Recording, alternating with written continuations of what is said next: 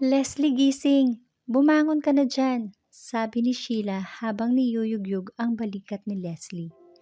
Si Sheila ang best friend ni Leslie. Isang malakas na boses ni Sheila ang gumising sa kanya dahilan upang idilat niya ang kanyang mga mata. Napadilat ang kanyang mga mata sa malakas na boses ng kaibigan. Mamukat-mukat siyang napatingin kay Sheila at namangha siya dito. Napakaganda nito sa suot na kulay pink na bestida na binili nila noong isang araw. Binili nila ito para isuot sa kanilang graduation. Oh my! Graduation? Pakiramdam ni Leslie ay tinamaan siya ng isang malakas na kidlat. Ngayong araw na kasi ang kanilang graduation at nasa kama pa rin siya. Hindi nag-aksaya ng oras si Leslie at patakbo siyang nagtungo sa banyo. Isang mahabang araw ang magaganap sa kanila. Ngayong umaga, gaganapin ang seremonya at mamayang gabi naman ang graduation party. Hindi nila napigilan ang excitement na nadarama at excited na silang makadalo. Sa gaganaping party mamayang gabi, magmula ngayon, ang lahat ng pagpupursige ni Leslie mula sa kolehiyo ay matatapos na at bukod doon ay excited na rin siyang magkaroon ng trabaho. Ang ambisyon niyang maging isang arkitekto ay matutupad na. Nais niyang pumunta sa opisina ng kanyang ama at doon magsanay. Nang sa ganon, balang araw ay maaari niyang ipagmalaki at sabihing, "Kita mo ang napakagandang gusaling iyon? Ako ang nag-design nun." Tila nangangarap na sabi ni Leslie. Habang naliligo si Leslie, ay narinig niya ang mataas na boses ni Sheila habang kumakanta. Bigla niyang naisip kung saan ito kumukuha ng lakas sa ganoong kaagang oras para bumirit ng ganon kalakas. Si Sheila ay isang mabuting kaibigan at kay Sheila rin siya humuhugot ng lakas sa tuwing may problema siya. Si Sheila Montalban ang pinakamatalik na kaibigan ni Leslie mula pagkabata. Magkapit-bahay sila ni Sheila kaya lumaki silang close na close sa isa't isa. At para mapabilis sila ay tinulungan na ni Sheila si Leslie na patuyuin ang makapal at mahaba nitong buhok. Pagkatapos noon ay nag-apply siya ng fresh look makeup sa kanyang mukha. Tinulungan na rin siya ni Sheila sa pagme-makeup upang mapabilis ang ginagawa niyang pag-aayos. Leslie, anong kulay ng lipstick ang gusto mo? Nude ba o red? Tanong ni Sheila habang hawak ang ilang kulay ng lipstick mula sa drawer. Mas gusto ko yung light color lang. Simplihan na lang natin. Tsaka hindi naman siguro bagay sa graduation kung pulang-pula yung uso ko, no? Pero mamayang gabi, sa party pwede. Sabi ni Leslie sabay kindat at pagkatapos ay sabay silang nagtawanan. Tama ka girl, mamaya tayo magme-makeup ng bonggang-bongga. Tumatawang sagot ni Sheila. Mabilis nilang natapos ang kanilang makeup. Mababa ka sa damit na suot ni Leslie, ang perpektong hugis ng kanyang katawan na kinaiinggitan ng kapwa mag-aaral sa eskwelahan nila. Pinagmasdan ni Leslie ang sarili sa salamin at hindi niya naiwasang mapahanga sa sarili. Wow, ang ganda-ganda mo Leslie. Sana may katawan din akong ganyan. May paghangang sabi ni Sheila. Kung hindi mo kilala si Leslie, ay mapagkakamalan mo siyang isang modelo dahil sa kanyang tindigan at angking ganda. Ngumiti si Leslie sa matalik na kaibigan at pagkatapos ay muli niyang sinulyapan ang kanyang refleksyon sa huling pagkakataon. Tama si Sheila, lalo siyang mas naging kapansin-pansin sa suot niyang damit. Kung sa bagay, kahit naman anong isuot niya, ay bumabagay sa kanya. She looked elegant in her own way. Habang isinusuot nila ang kanilang graduation gown, ay biglang sumagi sa isip nila kung gaano kabilis tumakbo ang panahon. Naalala mo Leslie, noong nagsusuot tayo ng mga korona at naglalaro ng charades bilang princess? Maluhaluhang sabi ni Sheila. Sa unang pagkakataon ay ngayon lang niya nakitang ganoon kaseryoso ang kaibigan. Ganon talaga kabilis ang panahon. Malay mo bukas, makita ko na lang na ikakasal ka na, 'di ba? Pabiro niyang sagot kay Sheila habang seryoso itong nakatingin sa kanya. In your dreams, dahil ikaw ang unang magsusuot ng damit pangkasal bago mo ako makitang ikinakasal. Gusto mo pustahan pa tayo eh. Nakataas ang kilay na hamon niya kay Leslie. Okay, makikita natin yan pagdating ng panahon kung sino sa atin ang unang ikakasal. Ngayon, ayaw mong malate, di ba?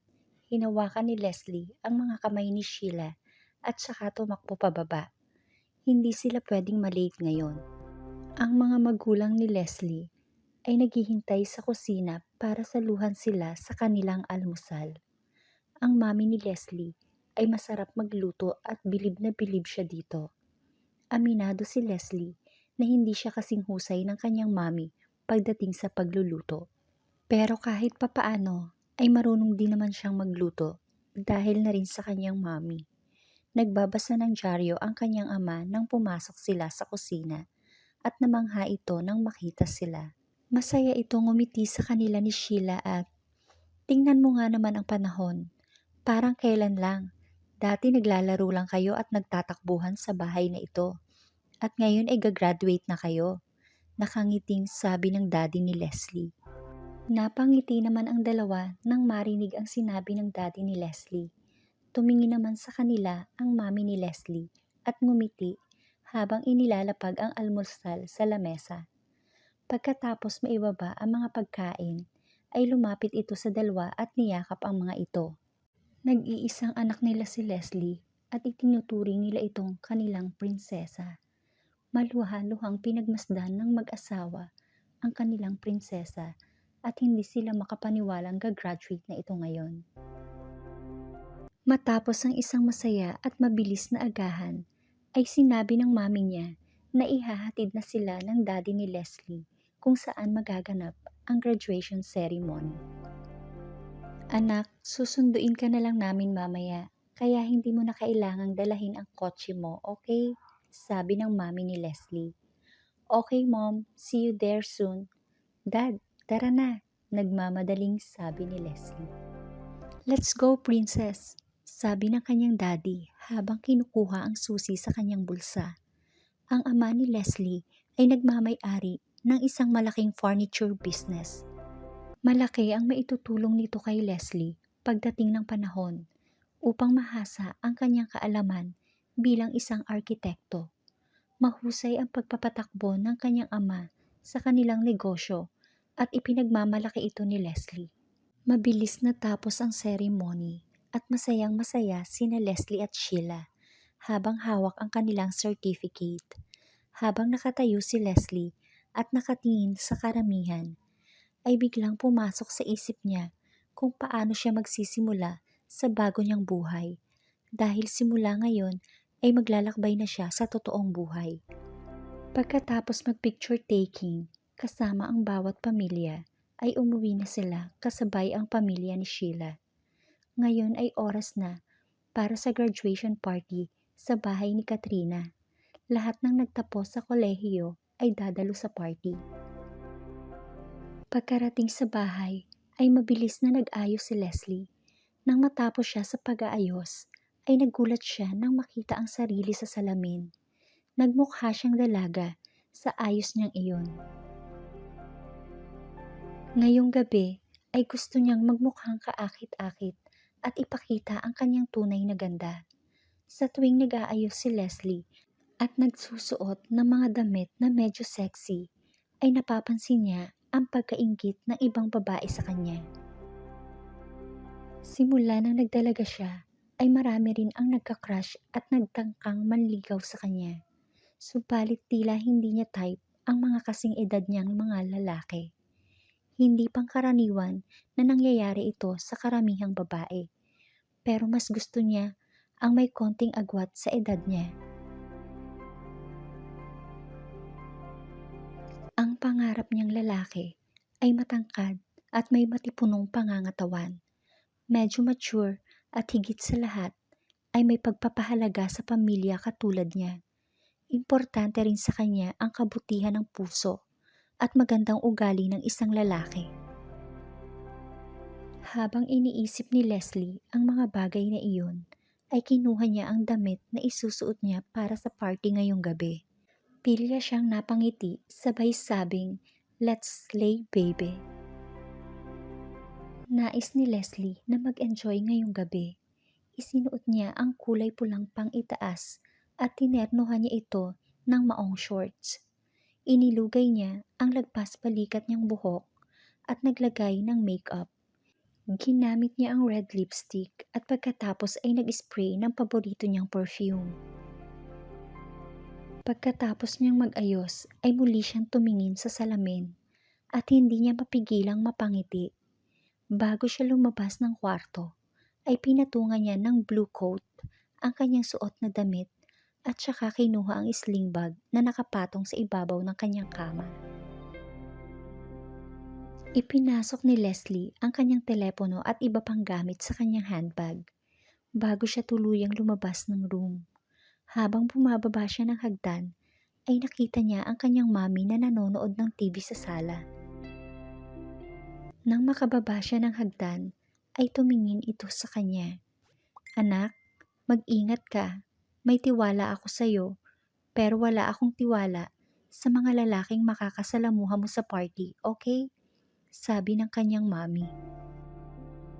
Ngumiti lang si Leslie sa sinabi ng kanyang mami at saka humalik sa pisngi sabay sabing, "Ma, malaki na ako. Hindi mo na kailangan pang sabihin sa akin ang mga bagay na yan. I can take care of myself. Kaya wag ka nang mag-alala sa akin. Don't worry ma, uuwi ako ng ligtas at maayos. Kaya wag ka nang mag-iisip, okay? Love you ma, bye." Tuluyan ang umalis si Leslie at nagtungo sa bahay ni Sheila. Mga ilang bahay din ang nadaanan ni Leslie bago siya nakarating sa bahay ng kaibigan. Malapit na siya sa bahay ni Sheila nang mapansin niya ang isang kotse na nakapark sa labas ng bahay. Pagkarating niya, ay agad siyang pumasok sa loob. Pagkapasok niya ay nakita niya ang boyfriend ni Sheila na nakaupo sa sala at tila hinihintay ang paglabas ng kaibigan. Agad naman siyang binati ng boyfriend ni Sheila nang makita siya nito. Ilang saglit lang at nakita nilang bumababa si Sheila sa hagdan. Nanlaki ang mga mata ni Ron nang makita si Sheila sa revealing nitong suot. Nang makalapit si Sheila sa kanila, ay agad na iniabot ni Ron ang kanyang dalang jacket at isinuot niya ito kay Sheila para kahit paano ay matakpan ang katawan nito. Hindi naman naiwasan ni Sheila na kiligin dahil sa ginawang iyon ng kanyang boyfriend. Pagdating nila sa party, ay hindi na napigilan pa ni Ron ang sarili. Isang mainit na halik ang ginawad niya kay Sheila bago sila tuluyang pumasok sa loob. Matapos ang halik, ay magkahawak silang tumingin kay Leslie. "Hoy, maaari mo nang buksan yung mga mata mo. Huwag kang ang magkunwari dyan na hindi ka pa nakakakita ng naghahalikan." Pabirong sabi ni Sheila kay Leslie habang nakatakip ang mga kamay nito sa mata. "Alam mo friend, kailangan mo nang mag-boyfriend. Mabuti pa maghanap ka ngayong gabi." Muling sabi niya kay Leslie. Pakiramdam ni Sheila ay siya ang nalulungkot sa buhay ni Leslie dahil kahit kailan ay hindi pa ito nakaranas magkaroon ng boyfriend. "Sheila, alam mo naman kung ano ang type ko sa isang lalaki, di ba? At imposibleng makikita ko yun dito. Hindi ko type ang mga lalaking immature at bata." "Oh, I'm sorry Ron, hindi ko sinasabing ikaw yun ha."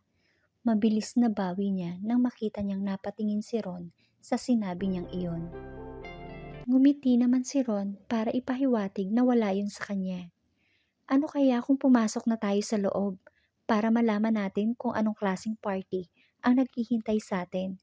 Pag-iiba ni Leslie sa usapan. Habang naglalakad sila papasok, ay muling nagsalita si Sheila.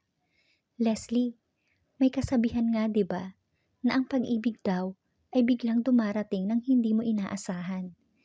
Kahit sa ang sulok, lugar, o anumang oras ay pwede mong makilala ang soulmate mo. Matalinhagang sabi ni Sheila habang tinatamaan sila ng kislap ng mga ilaw na nagmula sa dance floor. Maraming estudyante ang umattend sa party at mukhang hindi lang college student ang inimbita ni Katrina, kundi pati na rin ang ahead sa kanila ay inimbita nito. Nakakasilaw ang ilaw na tumatama sa dance floor na sinabayan ng ilang estudyante na nagsasayaw doon. Nakakaindak din ang tugtugin na ino-operate ng isang DJ doon. Habang nakaupo si Leslie sa bar, ay bigla siyang tinanong ni Ron. So Leslie, anong plano mo ngayon na graduate na kayo? Sa ngayon wala pa. Gusto ko munang enjoyin ang araw na hindi gumigising ng maaga, walang assignment na sasagutan, at walang teacher na haharapin.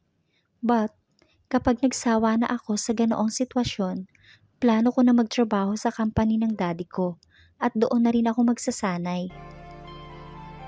Nakangiti niyang sagot kay Ron habang tahimik lang na nakikinig si Sheila. Kamusta naman ang mga naglalaway na mga lalaki sa'yo? Wala ka bang planong sagutin kahit na isa man lang sa kanila? Biglang singit ni Sheila. Tinapunan ni Leslie ng masamang tingin si Sheila habang nakaupo ito sa counter. Natawa si Sheila sa parang batang reaksyon ng kaibigan at bumulong sa tenga ni Ron. Si Leslie pa rin ang sentro ng party dahil karamihan ay sa kanya nakatutok ang mga mata ng kalalakihan. Napansin ni Leslie si Jeric na papalapit sa kanya. Si Jeric ay isang sikat na basketball player ng school nila. Kahit gwapo si Jeric at maraming babae ang nagkakandara pa dito, ay hindi niya ito nagustuhan. Ilang beses na itong nagparamdam sa kanya, pero kahit katiting ay wala siyang kahit na anong spark na naramdaman dito. Hi Leslie, nahuli ka yata ng dating. Kanina pa kasi kita hinahanap at ngayon lang kita nakita. Bati sa kanya ni Jeric. Oo, medyo late kami dumating. Ma-traffic kasi. Simpleng sagot niya kay Jeric. Bahagyang tumikit si Jeric kay Leslie, dahilan para mapaatras siya ng konti dito. You look beautiful and stunning tonight, namamanghang sabi ni Jeric kay Leslie. Alam mo bang naagaw mo ang atensyon ng karamihan dito? Lalo na ako? Leslie, pwede ba kitang maisayaw bago pa ako maunahan ng lahat? Pabirong sabi ni Jeric sa kanya. Kinabahan tumingin si Leslie sa mga mata ni Jeric ng mga sandaling iyon. Sure, sagot niya kay Jeric. Naglakad siya papunta sa dance floor kasama si Jeric. Isang napakagandang musika ang pumailan lang sa dance floor habang isinasayaw siya ni Jeric. Ilang saglit lang ay naramdaman niyang humihigpit ang mga kamay ni Jeric sa paghawak sa kanyang bewang. Nagulat si Leslie nang maramdaman niya ang halos magkadikit nilang katawan ni Jeric habang sumasayaw. Leslie, alam mo bang matagal na kitang gusto? Pag-amin niya kay Leslie. Bahagya namang lumayo ng konti si Leslie mula sa pagkakadikit ng katawan nila ni Jeric. Jeric, pwede bang huwag natin yang pag-usapan ngayon? Kung hindi ngayon, kailan? Kung hindi mo ako sasagutin ngayon, maaaring hindi na tayo muling magkita. Alam mo namang maraming babae ang lumalapit sa akin. Mayabang na sabi ni Jeric. Bahagyang naitulak ni Leslie ang dibdib ni Jeric matapos niyang marinig ang sinabi nito. Pasensya ka na Jeric, pero hindi ko maibibigay ang gusto mo dahil wala akong nararamdaman para sa'yo. Diretsong sagot niya kay Jeric. Paano mo naman nasabi yun? Bigyan mo ako ng pagkakataon. Tingnan mo kung may mararamdaman ka sa akin.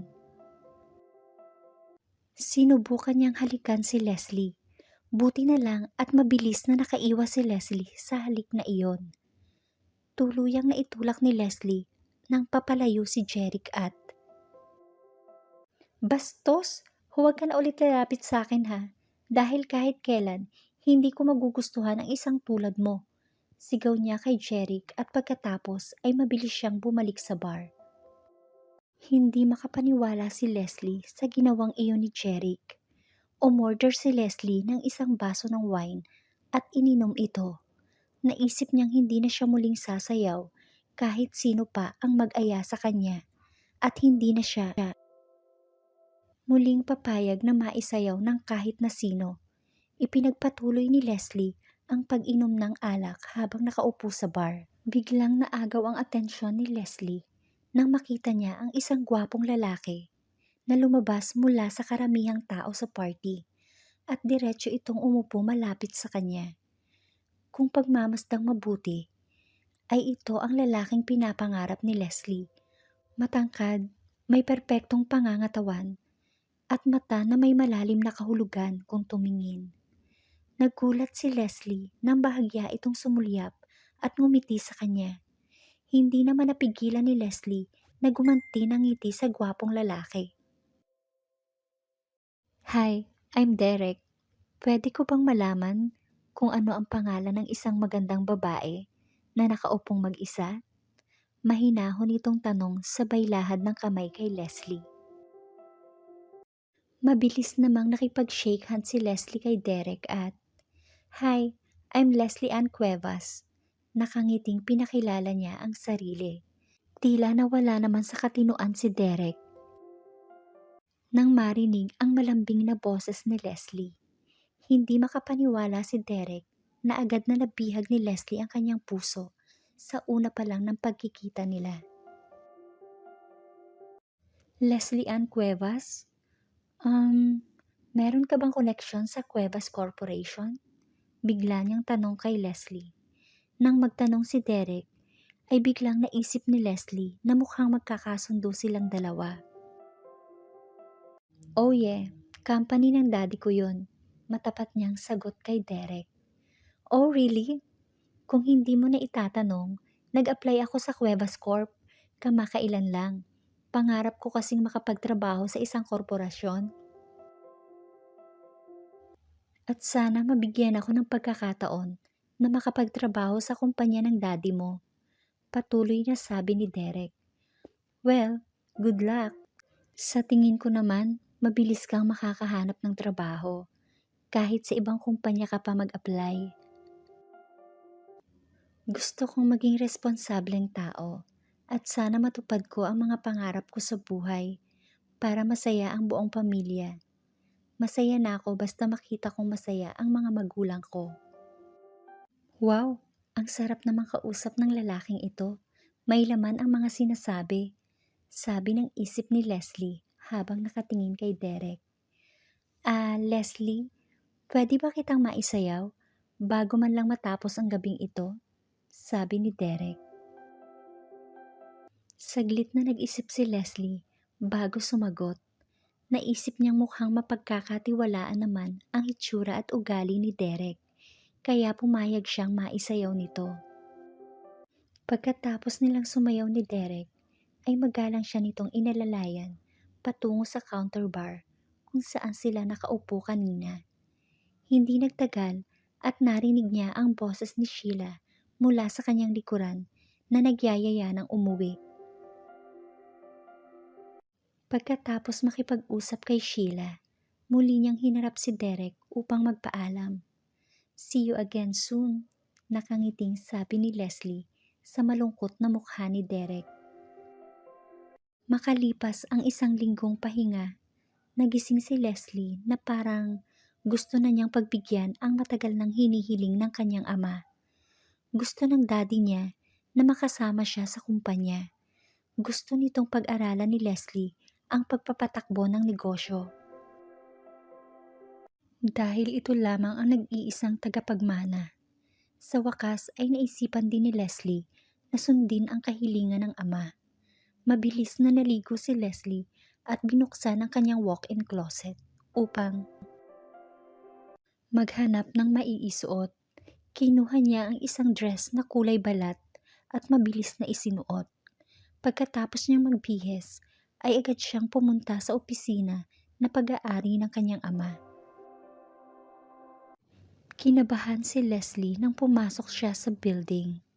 Maraming beses na siyang nakapunta dito noon, pero iba ngayon dahil ito ang unang araw na magsisimula ang kanyang karir.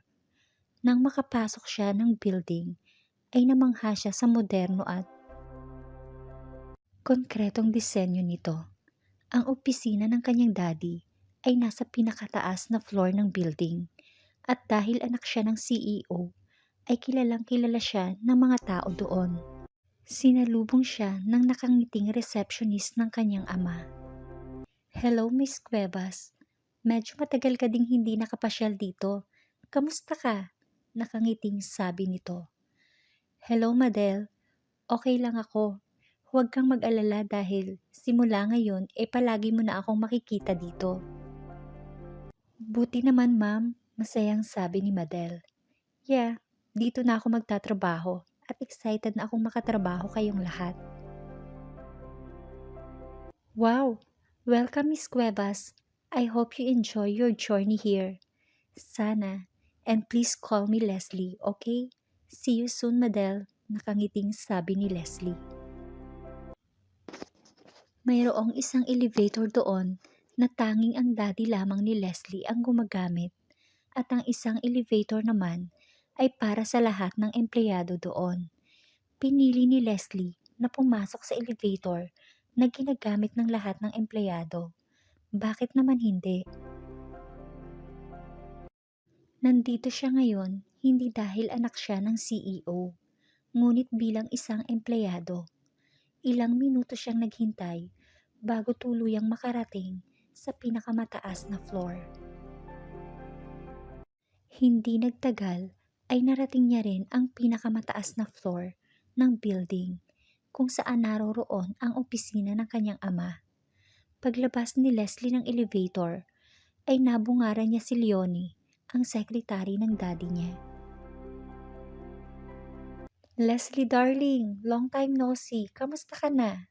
Bati sa kanya ni Leonie. Bilang personal secretary ni Mr. Cuevas, si Leonie ay familiar na sa pamilya. "Okay naman po ako. Kamusta ka na, Leonie, at ang iyong mga anak?" Nakangiting sabi ni Leslie. "We are fine, darling. Thanks for asking. Pero bago ang lahat, bakit ngayon ka lang sumulpot dito? Matagal nang inaasahan ng daddy mo na makakasama ka niya dito. At alam mo ba na pinaganda ng daddy mo ang iyong magiging opisina?" Excited na sabi ni Leonie. "Oh, I didn't know about that. Nagpahinga kasi ako pagkatapos kong makagraduate. Pero huwag kang mag-alala dahil makakasama niyo na ako ngayon." Leonie, where is Dad? Is he in the office?" Tanong niya kay Leonie. Dahil sa sinabing iyon ni Leonie sa kanya, ay nakaramdam siya ng konting pagsisisi dahil matagal niyang pinaghintay ang kanyang daddy na makasama siya sa opisina. "Oo, sige, puntahan mo na siya sa opisina at siguradong matutuwa yun kapag nakita ka," muling sabi ni Leonie sa kanya. "Okay, thanks Leonie."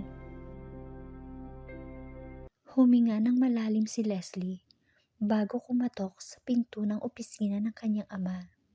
Matapos makuha ang signal ng kanyang ama, ay pumasok na siya sa loob. Mababakas sa mukha ng daddy ni Leslie na masaya ito nang makita ang kanyang anak. Nakangiti nitong sinalubong ang anak at agad na dinala sa kabilang room para ipakita ang inihanda niyang silid para dito. Nagulat si Leslie nang makita ang room na inihanda sa kanya ng kanyang daddy. Napakaganda ng kwartong iyon. Napaka-presko ng buong paligid dahil kulay puti ang pintura ng buong wall at color black naman ang table. Light yellow naman ang kulay ng ibang kagamitan doon na tumutugma sa buong paligid ng kwarto. Hangang-hanga si Leslie sa imahinasyon ng nag-design nito. Alam ni Leslie kung gaano kahirap ang effort na inilaan sa pagde-design ng room na ito, kaya lumabas itong napakaganda. Excited na si Leslie na makapagtrabaho doon. Humarap siya sa kanyang ama at niyakap ito ng mahigpit. Nagpapasalamat siya sa kanyang daddy dahil binigyan siya nito ng pagkakataon na makapagtrabaho sa kumpanya nito at sa napakaganda niyang workstation. Pagkatapos maipakita kay Leslie ang silid, ay ipinakilala siya sa lahat. Matapos ang isang maikling pagpupulong, ay sinimula ni Leslie ang kanyang unang araw pagkatapos makuha ang lahat ng kanyang kinakailangang impormasyon. Halos tanghali na nang matapos niya ang kanyang ginagawa. Nagpasya siya na mag-lunch muna bago muling magsimula sa trabaho. Halos kokonti na lang ang taong nakikita niya sa floor nila dahil ang karamihan ay pumunta na sa kantin para mananghalian. Ang kantin sa kumpanya ng kanyang daddy ay palaging puno dahil sa masasarap na pagkain na itinitinda doon. Habang umu-order si Leslie ng pancake at hot chocolate, ay bigla niyang narinig ang isang pamilyar na boses mula sa kanyang likuran. Derek? Lumingon siya sa likod niya at nakangiti niyang binati si Derek. Hi, nakangiting sabi ni Leslie. Hey, nakangising sagot naman ni Derek. Hindi ako nagkamali. Malakas ang kutob ko na matatanggap ka sa trabahong gusto mo, right? Muli niyang sabi kay Derek. Yeah, nagpursigi talaga ako na makapasok dito eh. And thanks God dahil natanggap ako. Masayang sabi ni Derek. Ikaw, dito ka na rin ba nagtatrabaho? Tanong ni Derek. Habang naglalakad sila, papunta sa table, ay tuloy ang pagkakwentuhan nila. Nang makaupo sila, ay sinabi ni Leslie ang tungkol sa kanyang trabaho. At sinabi niya rin na ito ang kanyang unang araw sa opisina. Tuwang-tuwa si Derek nang malaman niya na makakasama niya si Leslie sa iisang building. Kahit alam niyang magkaiba sila ng department. Ikinagagala kong makasama sa trabaho ang isang napakagandang babae.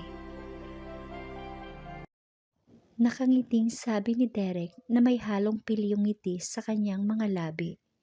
Pagkatapos ng mga pabiro nilang usapan, ay binago nila ang topic at nagsimulang pag-usapan ang tungkol sa iba't ibang lugar. Si Derek ang tipo ng lalaki na masarap kasama. Bukod sa mapagbiro at malakas mang-asar, ay meron din itong sense of humor. Kaya naman mabilis silang nagkasundo ni Leslie. Sa paglaon ng mga araw, ay mas lalong naging close sina Leslie at Derek sa isa't isa. Halos araw-araw silang magkasabay na mag-lunch at paminsan-minsan din silang lumalabas kasama ang ibang mga kaibigan. Habang lumilipas ang mga araw, ay naramdaman ni Leslie na merong espesyal na pagtingin sa kanya si Derek. Ang magagandang mensahe na natatanggap niya gabi-gabi at ang pagbati sa kanya ni Derek tuwing umaga ay nagpapahiwatig na meron itong espesyal na pagtingin sa kanya. Sa paglipas ng mga araw, ay nasanay na rin si Leslie sa kanyang bagong buhay. Bilang isang empleyado, ay masaya siya na kasama ang kanyang ama sa trabaho. Sinimula ng daddy ni Leslie na isama siya sa mga meeting. Sa ganitong paraan ay madaling matututunan ni Leslie ang tungkol sa pagpapatakbo ng kumpanya na pag-aari ng kanyang ama. Makalipas ang ilang araw, hiniling ng daddy ni Leslie na samahan siya sa isang meeting. Ang kamiting nilang iyon ay ang matalik na kaibigan ng kanyang daddy na si Mr. Fredo Lasenza. Ito ang may-ari ng Lasenza Corporation. Ang kanyang ama at si Mr. Lasenza ay matagal nang magkaibigan. Matagal na rin na hindi nakikita ni Leslie. Sina Mr. and Mrs. Lasenza, madalas itong pumunta sa bahay nila noong bata pa siya. Si Mr. Lasenza ang pinakamabait na tao na nakilala niya at hinahangaan niya ng gusto. Mayroon silang anak na lalaki. Nakita na ito ni Leslie noong siya ay bata pa. Mas matanda ito sa kanya ng ilang taon at sa murang edad ay mababakas ang gwapo nitong mukha. Natatandaan niya rin na hindi ito masyadong nakikipag-usap at mas gusto pa nito ang mapag-isa na tila may sarili itong mundo. Sa paglipas ng panahon ay hindi na nagkaroon ng pagkakataon na magkita silang muli. Dahil nung lumaki na sila ay nag-aral na ito sa ibang bansa.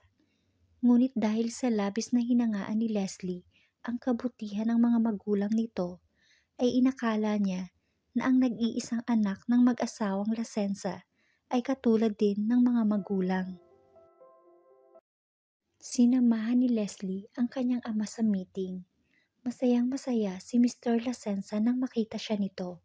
Nako, mahal kong anak, halos 2 taon kitang hindi nakita. Napakaganda mo, iha, malambing nitong sabi, sabay yakap kay Leslie. Masayang-masaya si Leslie na makita niyang muli ang itinuturing niyang pangalawang ama. Mula pa noong bata ay napakabait na nito sa kanya at itinuring siya nito na parang isang tunay na anak. Tama ka, tito, pero kahit matagal tayong hindi nagkita, parang wala namang nagbago sa'yo. Napatawa naman si Mr. Lasenza sa sinabing iyon ni Leslie. Ikaw talagang bata ka. Alam na alam mo talaga kung paano ako pangingitiin. At pagkatapos ay nakangisi itong lumingon sa daddy ni Leslie. Napakaswerte mo at nagkaroon ka ng anak na tulad niya. Napakagandang bata at matalino. You must be a proud father. Sabi nito sa daddy ni Leslie. Ilang sandali pa at nag-umpisa na sila. Nagsimula ang meeting nang dumating na ang lahat. Napagkasunduan ang gagawin nila sa pagitan ng kumpanya ng Cuevas at Lasenza Corp. Ang pamilya Lasenza ay nagmamay-ari ng ilang hotel dito sa bansa at napagdesisyon na nila na sa Cuevas kumuha ng mga gagamiting furniture para ilagay sa ilang hotel nila. Makalipas ang 1 buwan, simula noong nag-meeting sila with Mr. Lasenza, ay nakipagkita si Leslie kay Sheila sa isang coffee shop. Ikinuwento ni Sheila kay Leslie ang tungkol sa paghihiwalay nila ng boyfriend niyang si Ron. Pagkatapos niyang makipagkita kay Sheila, ay agad siyang umuwi ng bahay. Pagkapasok niya ng sala, ay nakita niya si Mr. and Mrs. Lasenza na nakaupo sa sala kasama ang kanyang mga magulang. Napansin niya na mukhang seryoso ang pinag-uusapan ng mga ito. Pagkapasok ni Leslie, ay naagaw niya ang atensyon ng mga ito. Ngumiti si Leslie nang makita ang mag-asawang Lasenza at pagkatapos ay lumapit siya at humalik sa pisngi ng mag-asawa, pati na rin sa kanyang mga magulang. Matagal na panahon bago muling bumisita sa bahay nila ang mag-asawa. Masaya si Leslie na sumali sa usapan nila. Wala siyang idea kung ano ang pinag-uusapan ng mga ito bago siya dumating. Ilang sandali lang at muling nagsalita si Mr. Lasenza. Buong puso nitong tinitigan si Leslie bago ito nagsalita. Leslie anak, Simula pa nung bata ka, ay anak na ang tingin ko sa'yo. At noong nakita kita sa meeting, ay nakita ko ang isang mapagmahal at masunuring anak sa'yo. Isang anak na babae na kailanman ay hindi kami biniyayaan. Gusto sana namin na ikaw ay maging isang tunay na anak.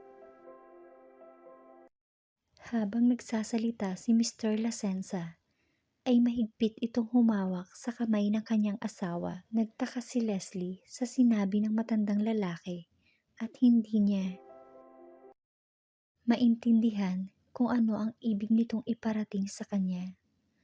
Tumingin siya sa mag-asawa at ngumiti. Tito Fredo, ganun din naman po ako sa inyo. Dahil pangalawang magulang na po ang turing ko sa inyo ni tita. At mahal na mahal ko po kayo, nakangiting sabi ni Leslie. Malungkot ang mga mata ni Mr. Lasenza nang tumingin ito kay Leslie. Huminga ng malalim si Mr. Lasenza bago muling nagsalita. Hindi mo naiintindihan, anak. Ayaw namin na tratuhin mo kami na parang isang pamilya. Ang gusto namin ay maging tunay ka naming anak. At kapag nangyari iyon, ay wala na akong mahihiling pa. Huminga ng malalim si Mr. Lasenza bago muling nagsalita. Iha, anak, gusto naming pakasalan mo ang aming anak. Hindi nakapagsalita si Leslie at tila nagsimulang umikot ang kanyang mundo. Ilang minuto rin siyang hindi nakahinga. Hindi siya makapaniwala sa kanyang narinig. Nakita ni Leslie na malungkot na nakatingin sa kanya ang mag-asawang Lasenza at tila hinihintay ang sagot niya. Anak, ang iyong sagot ay mahalaga sa amin at sana ay pagkatiwalaan mo kami.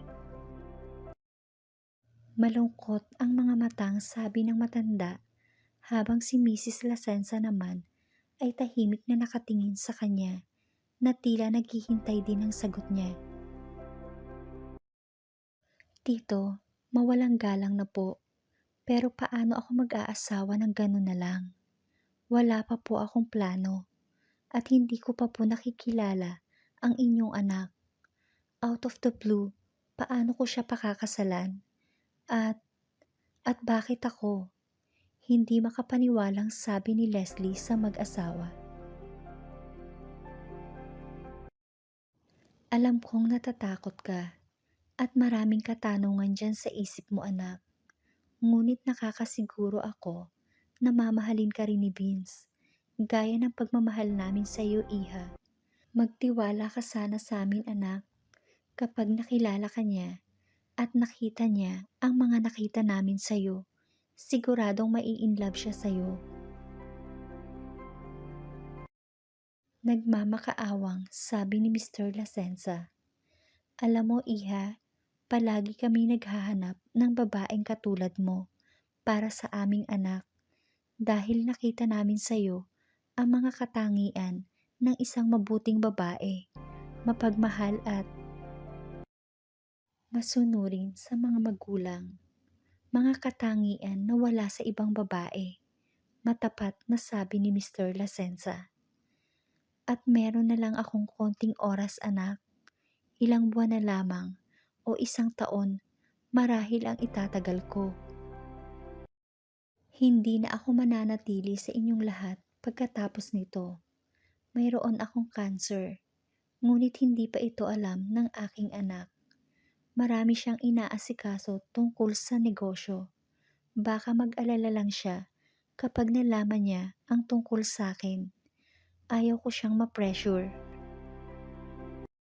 Ipapaalam ko rin sa kanya ang lahat sa takdang oras.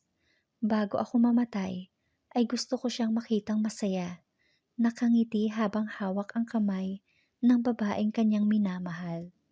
Ngunit hindi ito mangyayari kung hindi ka sumasang-ayon sa hiling ko sa iyo. Malungkot na sabi ni Fredo habang unti-unting bumabagsak ang luha sa kanyang mga mata.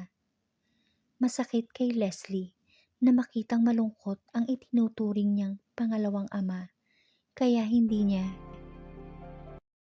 napigilan ang kanyang emosyon. Dahan-dahang dumaloy ang luha sa kanyang mga mata. Hindi pa siya maaaring mamatay. Hindi pa ngayon. Bulong ng isip ni Leslie. Hindi naramdaman ni Leslie ang pagbagsak ng kanyang luha. Ang tanging naramdaman niya ay ang kurot sa kanyang puso para sa matanda. Biglang pumasok sa isip ni Leslie ang tungkol sa anak ng mag-asawang Lasenza.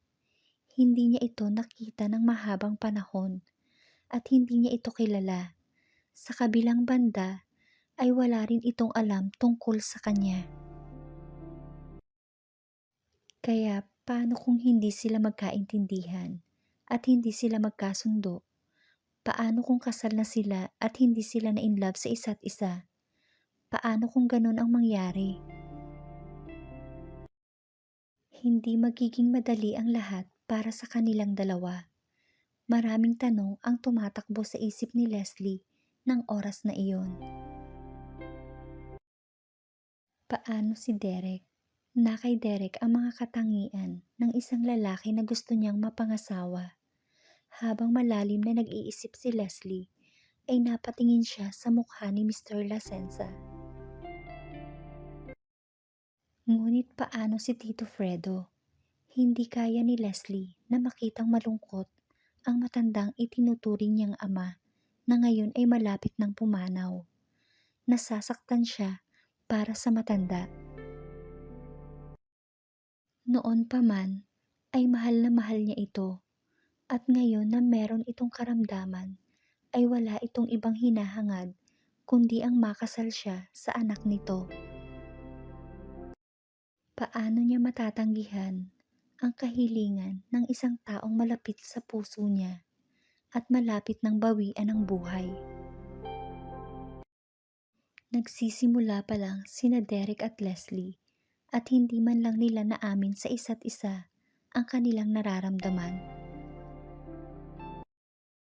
Kung makakasal si Leslie sa isang lalaki na pinili ng mga magulang, ay hindi siya makakasiguro sa isang masayang buhay. Maaaring maging masaya siya, maaari ding hindi. Ito ay parang isang sugal, walang garantiya sa buhay. Tumingin uli siya sa mag-asawang magkahawak kamay at umiiyak. Hindi na kinaya ni Leslie ang nararamdamang awa sa mag-asawa. Napatunayan niya sa kanyang sarili kung gaano ka-sensitive ang kanyang puso para sa isang pamilya. Nang mga oras na iyon ay hindi niya alam na makakagawa siya ng isang desisyon na makapagpapabago ng kanyang buhay dahil sa sensitibo niyang puso. Humarap siya sa mag-asawang Lasenza at sinabi niyang sumasang-ayon siya sa kanilang kagustuhan. Umiiyak sa tuwa ang mag-asawa at maluhaluhang niyakap si Leslie. Ang mga magulang naman ni Leslie ay tila nasisiyahan at sumasang-ayon sa desisyong pinili ng kanilang anak. Inisip ng mga magulang ni Leslie na ang nag-iisang anak ng mag-asawang Lasenza ay isang mapagkakatiwalaan at mapagmahal na asawa. Leslie anak, gumawa ako ng isang kontrata na hindi kayo maaaring mag-back out sa pagsasama ninyo bilang mag-asawa hanggat hindi natatapos ang 1 taon ninyong pagsasama mula sa araw na ikinasal kayo. Iyon ang kontratang kailangan mong pirmahan anak.